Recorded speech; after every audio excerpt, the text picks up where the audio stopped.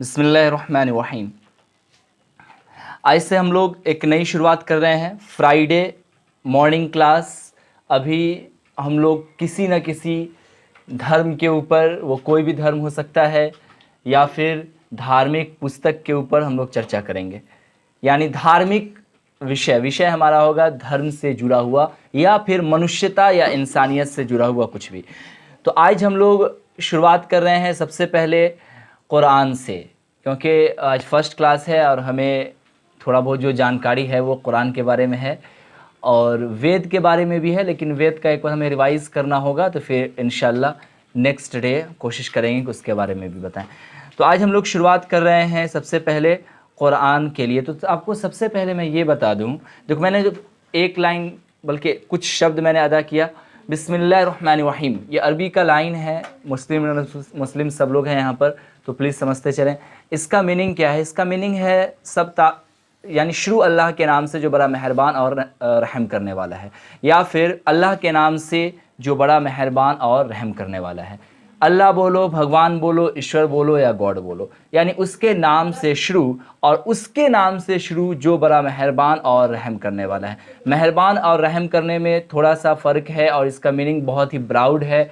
अभी हम लोग उतना डिस्कशन नहीं करेंगे, सिर्फ और एक इंडिकेशन मार्क को देखते हुए चलेंगे। तो देखो, कुरान की अगर बात की जाए तो कुरान ऐसा नहीं है कि ये सिर्फ़ मुसलमानों के लिए ये चीज़ आया है, या फिर ये जो किताब है नॉर्मली ऐसा लगता है कि सिर्फ़ और सिर्फ ये मुसलमानों के लिए आया हो। हाँ, तो मैं ये बता रहा था कि कुरान सब के लिए है। ये कैसे? इसकी झलक जो है आपको कुरान शरीफ में ख़ुद मिल जाती है। सबसे पहले हम बात करते हैं कि आजकल इस्लाम जो मज़हब है वो मुसलमानों का एक जातीय धर्म बनकर रह गया है।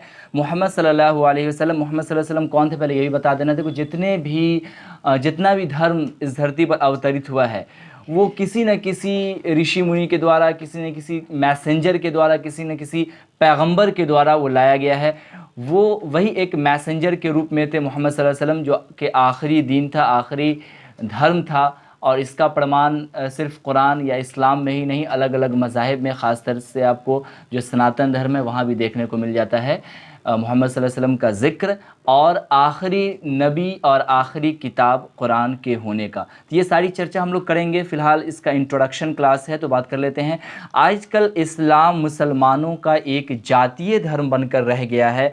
मोहम्मद सल्लल्लाहु अलैहि वसल्लम को मुसलमानों का एक जातीय लीडर और पेशवा समझ लिया गया है, और कुरान को केवल मुसलमानों का एक पवित्र ग्रंथ की हैसियत दे दी गई है, जबकि ऐसा बिल्कुल भी नहीं है। इस चीज़ का हम आगे जस्ट आपको बता रहा हूँ, परंतु वास्तविकता सर्वथा इसके विपरीत है।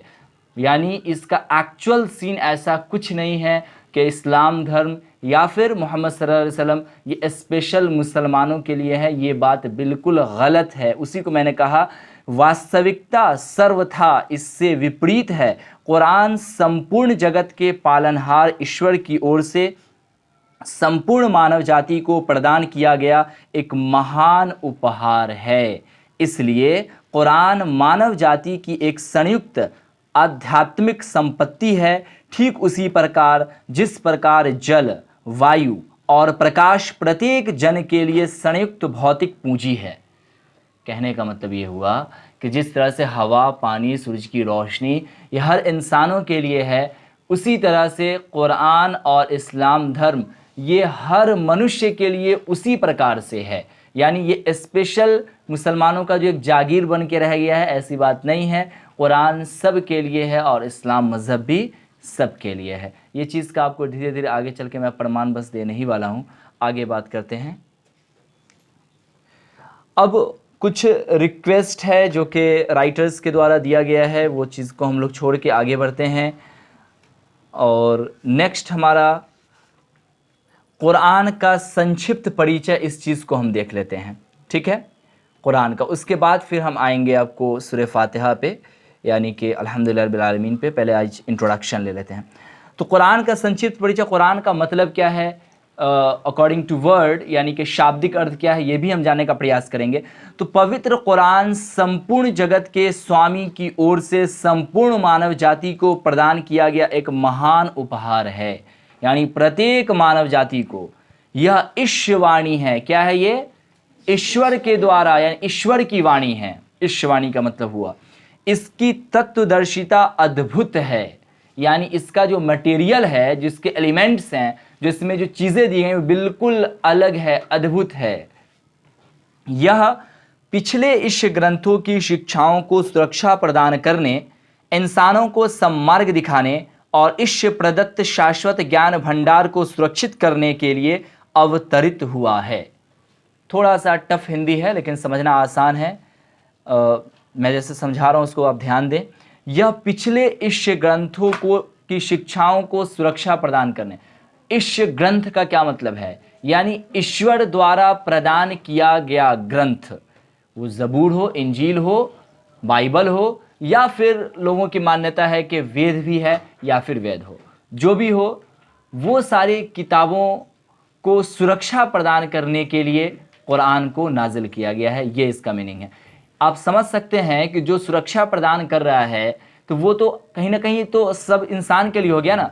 वो आपका ईसाई की धार्मिक पुस्तक हो, या फिर हिंदू भाइयों की धार्मिक पुस्तक हो, या फिर आपको गौतम बुद्ध यानी कि आपको बुद्धिस्ट की बुक हो, या फिर आपको जैनिज्म की बुक हो, जो भी बुकें हैं उन सारी धार्मिक पुस्तकों को सुरक्षा प्रदान करने के लिए वो पुस्तक जो कि ईश्ववाणी है, ईश्वर के द्वारा प्रदान की गई है। क्यों? वो आगे आने वाला जब मैं आपको ये बताऊंगा कि जितनी भी किताबें आई हैं, सारी किताबों की जो रक्षा की जो जिम्मेदारी है उस धर्म के मानने वाले के ऊपर है।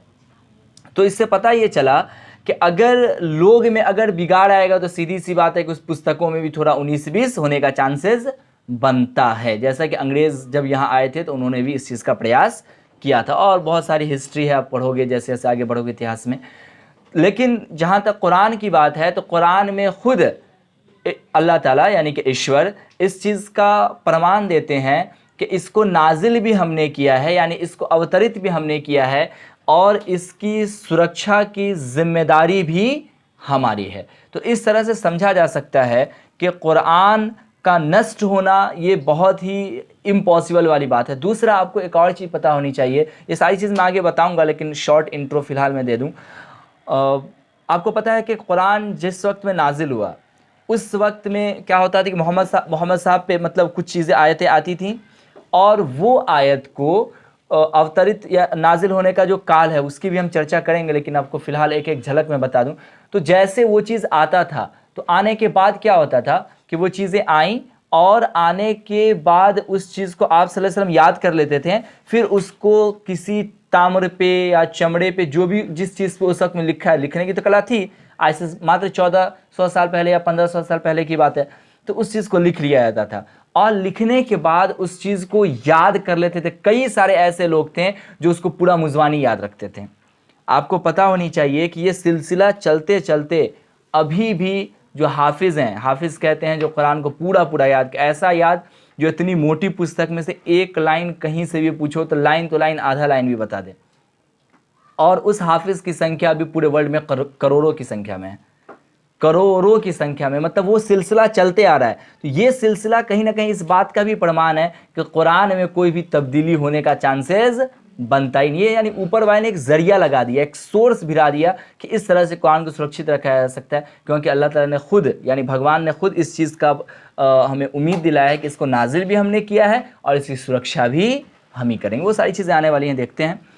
तो मैंने ये बताया कि यह पिछले ईश ग्रंथों की शिक्षाओं की सुरक्षा प्रदान करने, इंसानों को सम्मार्ग दिखाने यानी इहदिनस सिरातल मुस्तकीम, सीधा रास्ता दिखाने, ईश प्रदत्त शाश्वत ज्ञान भंडार को सुरक्षित करने के लिए यह अवतरित हुआ है। फिर अगला लाइन है, मानव आत्मा को प्रगतिशील बनाना, मानव आत्मा को प्रगतिशील बनाना, मानव चेतना को जागृत रखना तथा मानव हृदय को प्रज्वलित करना इसका विशिष्ट उद्देश्य है। That mean it's a specific purpose is to make its human soul progressive, to awake the human consciousness and to ignite the human heart. अब हम बात करेंगे कुरान का शाब्दिक अर्थ क्या है। मैंने आपको पहले बताया था कि इस चीज़ की भी हम लोग चर्चा करेंगे।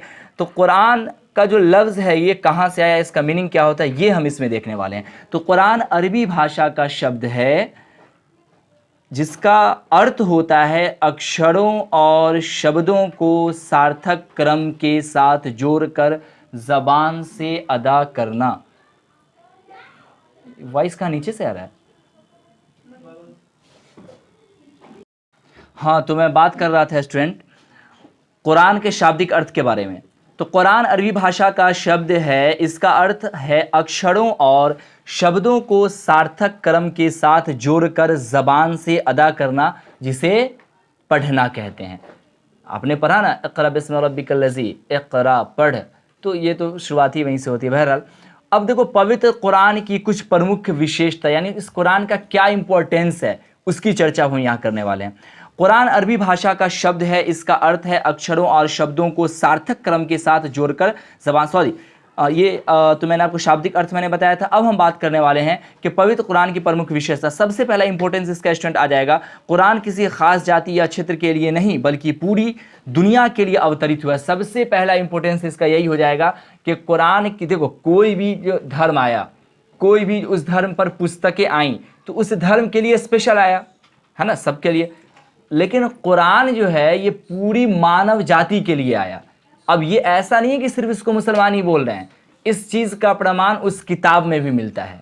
तो कोई भी किताब पूरे अगर जाति के लिए आए तो उसका प्रूफ आप किताबें से ना मांगोगे, कि किसी इंसान के बोलने से तो नहीं होगा। हो सकता है कि मुसलमान अपनी तारीफ में बोल दे कि मेरा किताब सबके लिए है, लेकिन इस चीज़ का प्रमाण जो भी है, वेद हो, बाइबल हो, इंजील हो, ये प्रमाण कहीं और ये नहीं मिलता कि ये किताब पूरे मनुष्य के लिए अवतरित हुआ। ये किताब अगर कहीं, ये वर्ड अगर मिलता है कहीं, तो सिर्फ और सिर्फ कुरान में मिलता है। तो इस तरह से कहा जा सकता है कि कुरान किसी खास जाति या क्षेत्र के लिए नहीं बल्कि पूरी दुनिया के लिए अवतरित हुआ है, यानी कि नाजिल हुआ है। ध्यान रखेंगे आप। अब देखो कुरान में एक लाइन दिया गया है, मैं उसका आपको मीनिंग बता रहा हूँ। बड़ी बरकत वाला है वह जिसने ये फुरकान कहते हैं सत्य और असत्य के बीच अंतर स्पष्ट करने वाली किताब। तो बड़ी बरकत वाला है वह जिसने ये फुरकान अपने बंदों पर अवतरित किया ताकि वह सारे संसार के लिए सावधान करने वाला हो। प्रूफ मिल गया, ये आपको 25 और 1 में दिया गया है कुरान शरीफ में। तो बड़ी बरकत वाला है वह जिसने ये फुरकान यानी सत्य और असत्य का अंतर स्पष्ट करने वाली किताब अपने बंदे पर अवतरित किया ताकि वह सारे संसार के लिए सावधान करने वाला हो जाए, यानी कि करने वाला हो। अब हम बात करते हैं स्टूडेंट, फिर कुरान शरीफ में आगे दिया गया है कि इसी तरह कुरान ने बार बार कहा है कि ईश्वर ने मेरे लाने वाले पैगंबर को सारे इंसान का पैगंबर बनाकर भेजा है। यानी कुरान तो पूरे दुनिया के लिए नाजिल हुआ ही, और वो जिस पैगंबर पर यानी जिस मैसेंजर पर लाया गया वो मैसेंजर भी सारी दुनिया के लिए, सारी जाति के लिए, वो चाहे हिंदुइज्म हो, जैनिज्म हो, बुद्धिज्म हो या फिर मुस्लिम हो यानी मुस्लिम हो, सब के लिए है। ये भी कुरान शरीफ का मैं आपको लाइन का तर्जुमा बता रहा हूँ। इसी तरह कुरान ने बार बार कहा है कि ईश्वर ने मेरे लाने वाले पैगंबर को सारे इंसान का पैगंबर बनाकर भेजा। ये 34 और 28 में दिया गया है।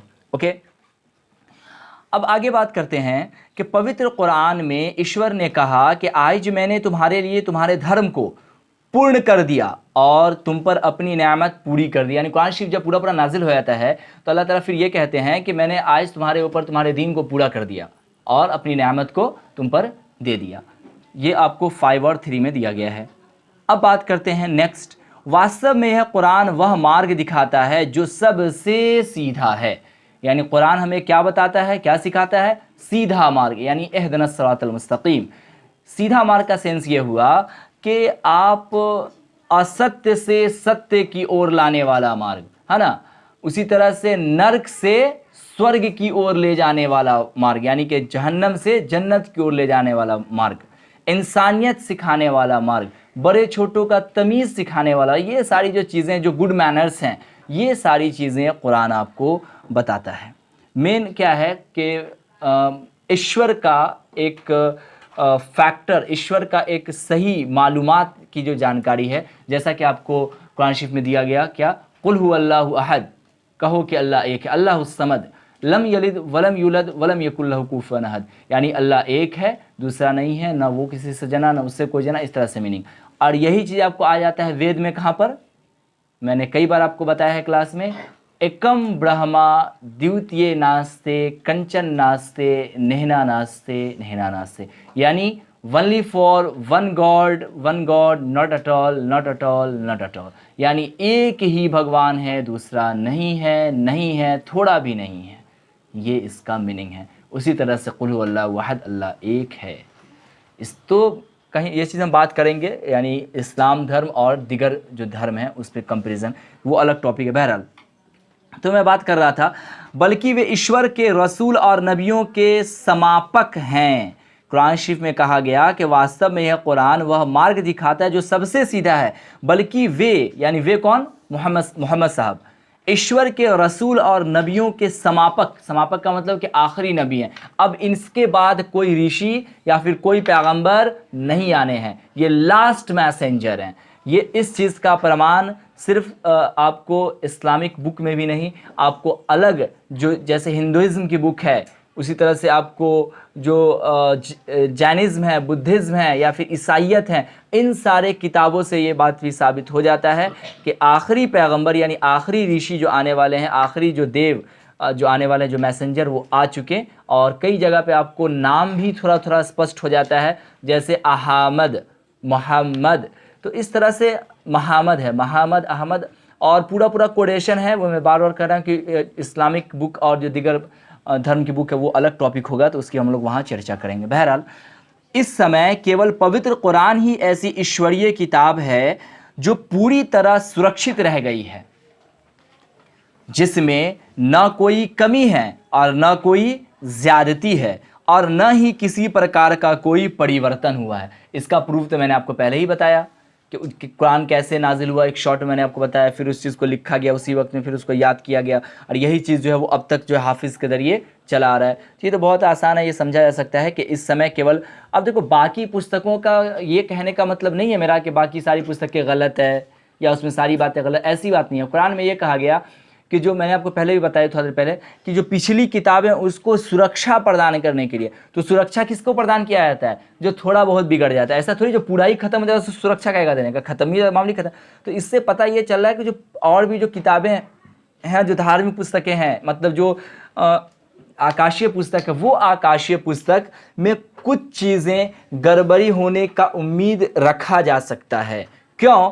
क्योंकि उस चीज़ की जिम्मेदारी उसके मानने वाले के ऊपर है। तो मानने वालों ने, आपको तो पता होगा कि आप आगे चल के क्लास 12 की हिस्ट्री पढ़िएगा तो वहाँ पे देखिएगा, मैंने आईजी पढ़ाया है क्लास में, धर्म सूत्र के बारे में, है ना, पित्यात्मक सत्ता के बारे में, ये सारा जो धर्म कास्ट का जो मामला है, जो कई सारे कैटेगरी में जो लोग बट गए हैं, ये आपको ब्राह्मणों द्वारा किया गया 6ठी शताब्दी में, आई थिंक, है ना जी, 6ठी शताब्दी में। तो ये तो आपको कोर्स में पढ़ना है।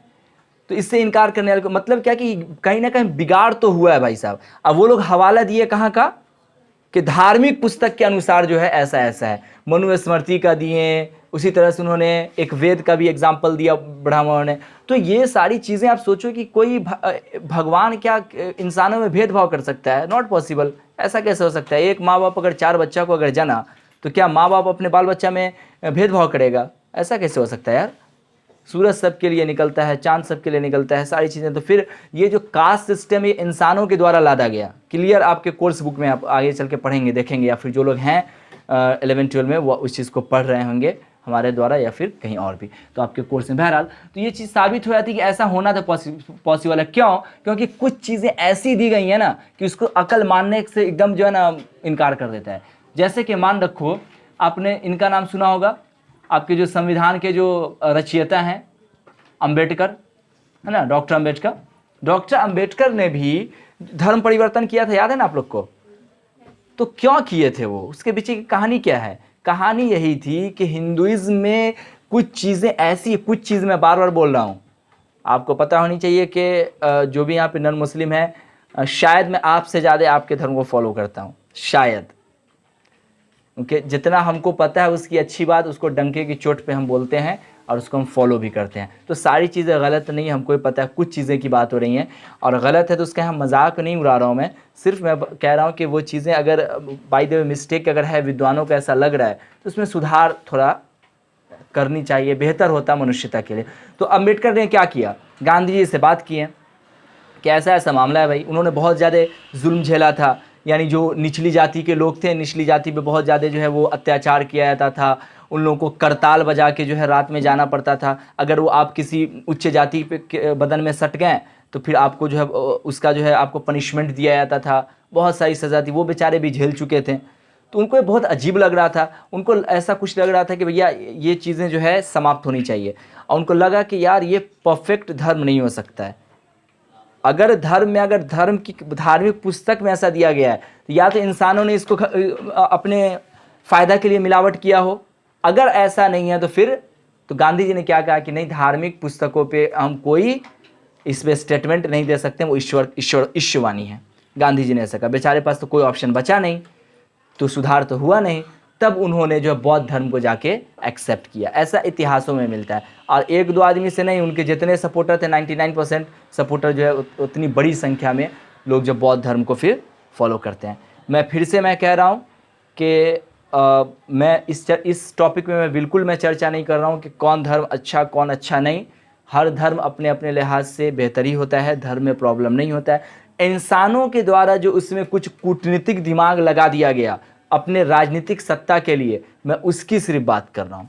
मैं खुद उस चीज़ में सुधार छोटे स्तर से चाह रहा हूँ, इसलिए हमने बात की है। यहाँ पे कहने का मतलब ये बिल्कुल नहीं है हमारा कि फ़लाना धर्म सर्वश्रेष्ठ है, फ़लाना धर्म अच्छा नहीं है, ऐसा बिल्कुल मैं नहीं कहना चाह रहा हूँ। चलिए आगे बात करते हैं। तो इस समय केवल पवित्र कुरान ही ऐसी ईश्वरीय किताब है जो पूरी तरह सुरक्षित रह गई है, जिसमें न कोई कमी हुई है और न कोई ज्यादती, और न ही किसी प्रकार का कोई परिवर्तन हुआ है। ओके, अब आगे अगर देखा जाए बेटा, तो ये मैंने बताया आपको कि अपनी इस किताब के अंदर, और यानी अल्लाह ने अपनी इस किताब के अंदर ऐलान किया है कि यह अनुस्मरण क्या मतलब, कुरान निश्चय ही हमने अवतरित किया। इस पॉइंट ध्यान रखिए, ऐलान है, ये खुला ऐलान है दुनिया के सामने, बल्कि चैलेंज कहा जाए कि अल्लाह ने कहा कि अपने इस किताब के अंदर अल्लाह ने यह कहा कि यह अनुस्मरण यानी कि कुरान निश्चय ही हमने अवतरित किया है, यानी फिक्स है कि इसको हमने धरती पर अवतरित किया है और हम स्वयं इसकी रक्षा करेंगे। ये कुरान 15 और 9 में आपको दिया गया, कुरान शरीफ का यानी लाइन का ये तर्जुमा मैं आपको बता रहा हूँ। फिर से मैं बोल दे रहा हूँ, यह अनुस्मरण यानी कि कुरान निश्चय ही हमने अवतरित किया है और हम स्वयं इसके रक्षक हैं। रक्षक का मतलब रक्षा करने वाला, तो जिसका भगवान ही रक्षक हो उसको कौन बिगाड़ सके यार। चलिए आगे देख लेते हैं भाई। कुरान में है कि और हमने तुम्हारी ओर यह किताब हक के साथ उतारी है, जो क्या खटपट कर रहे हैं, मन नहीं लग रहा है क्या? कुरान में है कि और हमने तुम्हारी ओर यह किताब हक के साथ उतारी है, जो उस किताब की पुष्टि करती है जो इसके पहले मौजूद है और इसकी मुहैमिन है। मुहैमिन कहते हैं संरक्षक को। ओके, संरक्षक यानी जो पिछली किताबें हैं उसको उसकी मुहैमिन है, यानी कि उसकी हिफाजत करने वाली है। तो पिछले किताबें कौन सब है? अरे वेद है, ज़बूर है, इंजील है, बाइबल है, वेद है। जैसे वेद में एक तरफ दिया गया एकम ब्रह्म द्वितीय नास्ते, और उसी धर्म में कुछ किताबों में दिया गया है क्या कि भगवान अलग अलग रूप लेके अवतरित होते हैं धरती पर ताकि वो इंसानों के दुख को समझ सकें। मैंने आपको एक एग्जाम्पल दिया था कि अगर किसी ने डीवीडी बनाया है या मानो कि ये किसी ने लैपटॉप बनाया है, तो लैपटॉप कैसे काम करता है उस साइंटिस्ट को लैपटॉप बन के जरूरी नहीं कि बनेगा तभी समझ में आएगा। ऐसा है क्या? जिसने लैपटॉप बनाया है उसको जानना है कि लैपटॉप कैसे काम करता है, उसको लैपटॉप बनना पड़ेगा कि या उसका ज्ञाता बनना पड़ेगा, उसका ज्ञाता बनना पड़ेगा। उसी तरह से अगर भगवान ने खुद धर्म को बनाया है, ऑफ कोर्स बनाया है, तो उसको ये देखने के लिए कि धर्म को लोग फॉलो कर रहा है नहीं कर रहा, उनको इंसान बनने की ज़रूरत नहीं है। जब ऐसी ज़रूरत है फिर भगवान ही कहाँ रहा, हमको बताओ तो फिर वो तो सर्वश्रेष्ठ होगा ही नहीं। भगवान का तो मतलब ये है जो सबसे सर्वशक्तिमान हो, जिसका इल्म हर जगह हो, ज़र्रे ज़र्रे में हो। हर कोई पढ़ते हैं ना, कोई लोग श्लोक में पढ़ते हैं, कोई लोग संस्कृत में पढ़ते हैं, कोई अरबी में, कोई उर्दू में पढ़ते हैं। यही सारी तो चर्चा है भगवान की। जब भगवान ज़र्रे ज़र्रे में नहीं कहते, भगवान कण कण में है, भगवान हर मनुष्य में है, तो भैया उसको फिर मनुष्य बनने की ज़रूरत कहाँ से पड़ गई? अच्छा, एक तो ये बात हो गई। और दूसरी तरफ फिर वेद में दिया एकम ब्रह्म द्वितीय नास्ति। यहाँ पे आपको विरोधाभास दिख रहा है, यानी अपने ही किताब में विरोधाभास है। तो यहाँ से साबित हो रहा है कि कुरान जो ये लाइन कह रहा है कि उसकी हम सुरक्षा प्रदान करने के लिए अवतरित हुए, ये कहीं ना कहीं बात सही लग रही है, अकल के पैमाने से भी सही लग रही है। क्योंकि कुरान क्या कह रहा है, कुल हु अल्लाहु अहद, अल्लाह एक है, एकम ब्रह्मा द्वितीय नास्ति, अल्लाह एक है। दूसरी तरफ कहा जा रहा है कि भगवान अलग अलग रूप लेते हैं। तो क्या हुआ, एक ही धर्म में दो तरह की बात की गई, दोनों का इख्तलाफ हो गया। इससे पता क्या चल रहा है कि भाई कहीं ना कहीं इसमें मिलावट हुआ है। ऐसा लग रहा है नहीं कि लग रहा है। तो इस चीज का सुरक्षा प्रदान करने के लिए, इस चीज की हिफाजत करने के लिए कुरान आया। कुरान ने कहा कि नहीं, भगवान तो एक ही है। बात समझ में आ रही है? तो ये कहीं ना कहीं ये लाइन अकल के पैमाने से भी सही लग रहा है। आगे देखते हैं, पवित्र कुरान कैसे अवतरित या संकलित हुआ, इसकी चर्चा स्टूडेंट हम कल करेंगे। थोड़ा सा आपको इंट्रो में बता देता हूं ताकि आप कुछ खुद ब खुद अगर आपके पास कोई सोर्स हो तो आप पढ़ के आएँ। पवित्र कुरान कैसे अवतरित या संकलित हुआ, अवतरित कैसे हुआ, आज मैं थोड़ा सा इसकी मैं बात कर लेता हूँ। संकलन का मतलब है कि उसको इकट्ठा कैसे किया। एक्चुअली मामला क्या है कि कुरान जो है ना, वो ऐसा नहीं कि पूरी किताब एक ही वक्त में आ गया। हेलो क्या कर रहे हो यार, ऐसा नहीं कि कुरान एक ही बार में पूरा आ गया।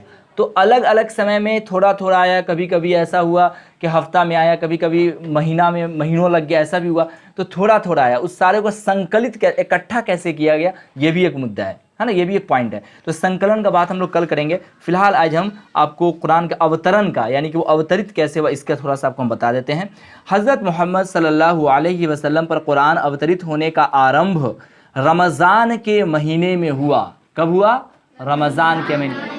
ये मंथ का नाम है, अरबिक मंथ का नाम है, ओके, जिसे कुरान स्वयं स्पष्ट करता है। कुरान में खुद इस बात का प्रूफ मिलता है।